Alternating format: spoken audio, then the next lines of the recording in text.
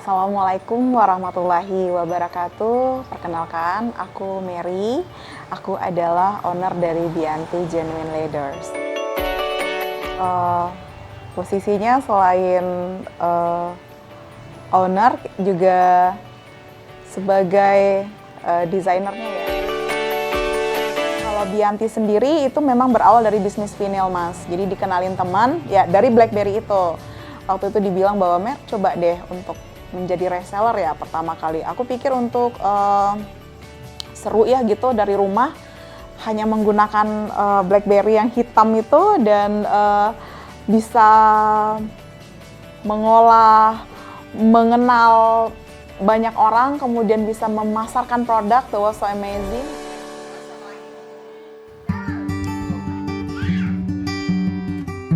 Hanya ini tidak bertahan lama sih Mas, setahunan ya kayaknya ya.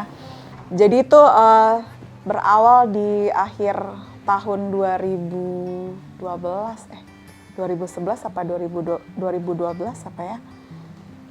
Komunikasinya buruk banget Mas. Jadi orderan yang datang kok kurang oke. Nah ini penurunan kualitas gitu. Habis itu ditarik kan BlackBerry dari karyawan yang dari Jogja. Ternyata mereka juga memasarkan produk kita dengan BlackBerry yang kita fasilitasi. Jadi kayak nge-post dari dalam ya, jadi dikhianati gitu, istilahnya seperti itu.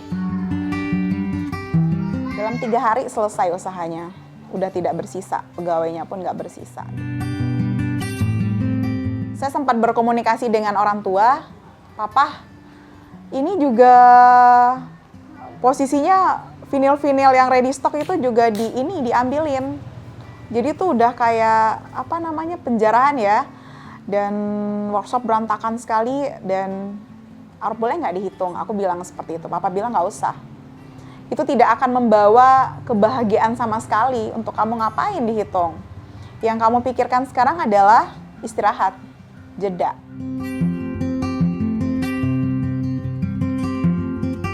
Ya, saya Setiawan Ananto, CEO dari Bianti. Nah, selama 3 tahun, saya melihat perkembangan bisnis dari brand Bianti ini tumbuh cukup baik gitu. Nah, karena saya bekerja kantoran, akhirnya saya berkontribusi pada konten dan promosi. Menariknya adalah di bulan Februari waktu itu ditelepon dari Dinas Perindustrian, Mas, nih ada lesson penting di sini, Mas. Jadi kalau mau punya usaha harus mendaftar dengan baik sesuai dengan ketentuan negara kita. Jadi kayak kita Bianti itu kita daftar, Mas, RT, RW, kelurahan, kecamatan sampai ke provinsi. Jadi kita itu terdaftar.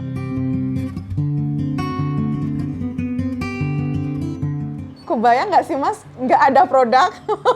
Ada sih produk ya, satu box payung, 1 box majalah, 1 set toples untuk kenang-kenangan. Jadi aku mau simpan, aku bilang gitu kan. Itu modal buat Inakrab.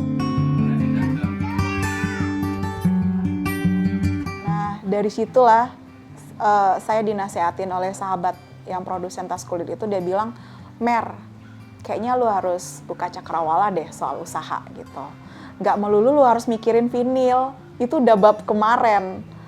Ini tuh chapter baru, sepertinya lu punya pasar di tas kulit. Dan aku bilang, kemampuan kamu menjual produk itu, kemampuan kamu melayani orang, itu bakat alam yang mahal banget.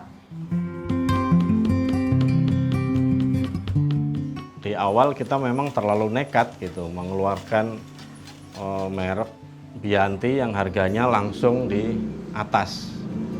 Nah, ternyata Bianti direspon positif oleh market lokal. Kita punya pangsa pasar dari Papua, Bali, Jawa, kota-kota besarnya relatif peminatnya besar, Sumatera juga.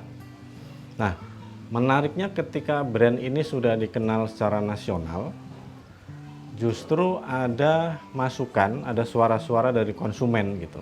Jadi mereka berharap Bianti mengeluarkan produk yang harganya relatif terjangkau gitu. Nah, kita coba tawarkan The Mir yang 750 sampai 1 juta. Responnya cukup bagus. Ribuan produknya terjual. Nah, bahkan ketika kita keluarkan merek Bianti Edik, jadi kebetulan Bianti Edik ini sebutan untuk pelanggan dan pembeli Bianti gitu. Nah, di luar dugaan kami justru marketnya jauh lebih besar gitu.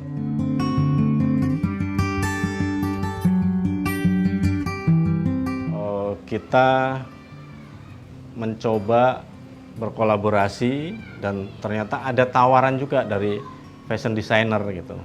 Awalnya dari level lokal, jadi kita kolaborasi dengan fashion designer di ajang Jakarta Fashion Show, di Indonesia Fashion Show, dan sampai akhirnya ada yang menggandeng kita untuk kolaborasi di New York Couture Fashion Week di Amerika di tahun 2017, dan kita juga sempat ditawarin lagi kolaborasi di event yang sama di tahun 2019. Nah, awalnya dari publikasi, dari promosi itulah yang kemudian kita bisa hadir dan ikut dalam event-event fashion show di nasional maupun internasional. Kita juga sempat mengalami masa ketika Jakarta sempat melakukan lockdown dalam tanda kutip ya. Beberapa tempat tidak bisa orang akses keluar masuk, aktivitas ekonomi juga dibatasi. Kita sempat hampir 2 bulan kita tidak bisa produksi. Nah, tapi kemudian kita berpikir kalau terus diperpanjang 2 bulan, 3 bulan, kami cukup prihatin gitu dengan nasib pegawai kami, karena mereka bekerja harian, pendapatannya harian gitu. Kalau semakin lama maka ya sengsara gitu. Jadi kami kemudian memutuskan memindahkan tempat produksi ke luar Jakarta.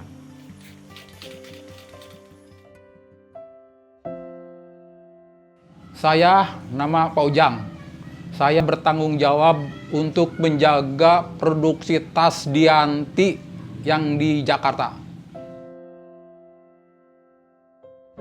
Waktu mau corona dulu tuh kan ya. Emang kerjaannya waktu corona tuh kan mau ke Bogor gitu ya. Mang, libur dulu katanya seminggu. Maksudnya orang itu waktu dulu kan corona nggak boleh ke Jakarta. Wah iya dah nggak apa-apa. Terus nama lagi seminggu lagi katanya, sampai 2 minggu tuh ya. Akhirnya barangkali ya ibu sama ayah kasihan ya sama pekerja ya. Yang libur yang nggak boleh ke Jakarta itu tidak menentu ya, sampai kapan gitu ya. Akhirnya ayah sama ibu memutuskan, Mang pekerjaan bawa aja ke Bogor, katanya kasihan, takut anak istri nggak makan gitu. Iya, saya itu bingung itu, cari tempat di mana saya bilang itu. Alhamdulillah sebelah samping rumah saya ada rumah kosong. Saya rundingan, ya udah bawa aja. Beres tak jadi ya. Alhamdulillah kerjaan itu dari sini diangkut semua itu. Walaupun pekerjaannya kurang gitu, ya produksi kurang gitu, pemesanannya kurang waktu itu kan corona semua juga pada gitu ya, hampir semua perusahaan hampir gulung tikar gitu ya. Tapi Dianti alhamdulillah masih bertahan gitu.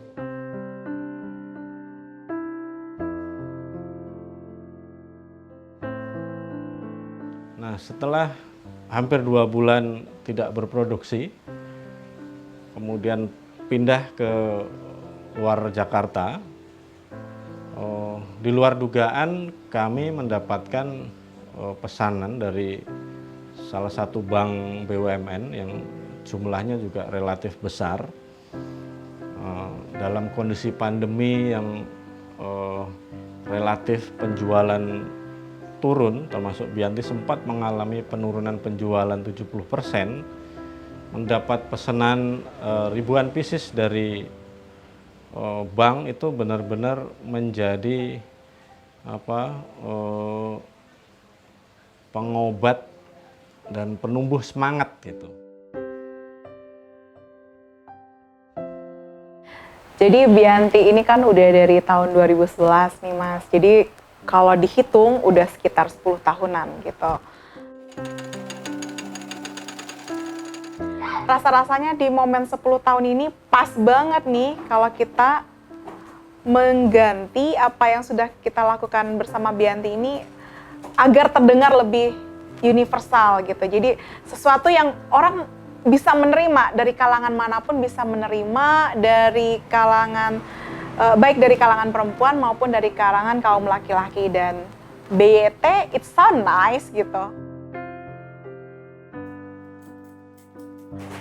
Kalau boleh jujur sih sebenarnya BYT tidak jauh dari Bianti. Itu masih similar, masih di jalan yang sama, masih dengan konsistensi yang sama, masih dengan setia dengan produk yang sama. Tapi ada semangat yang terbarukan di BYT ini. Jadi seperti Bianti yang terbarukan gitu.